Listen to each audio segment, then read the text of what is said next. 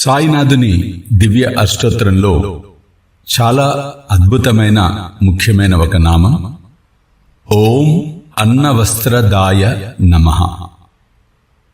ఓం అన్నవస్త్రదాయ నమః. ఓం అన్నవస్త్రదాయ నమః.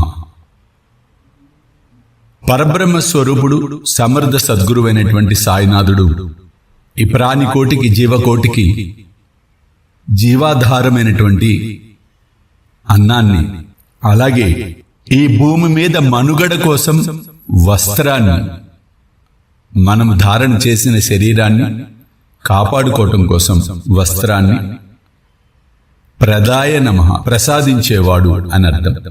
దేహము ఉంటేనే ఏదైనా మనం చేయగలుగుతాం. ఆ దేహానికి కావలసింది ప్రాణశక్తి, జీవశక్తి. ఆ శక్తిని అందించేది భోజనం, అన్న అంటున్నాం, అంటే అన్నపూర్ణమ్మ తల్లి. కాబట్టి ప్రతిరోజు భోజనం చేసే ముందు ఒక్క 5 సార్లన్నా, ఒక్క 3 సార్లన్నా ఈ నామస్మరణ చెయ్యండి. ఓం అన్నవస్త్రదాయ నమః.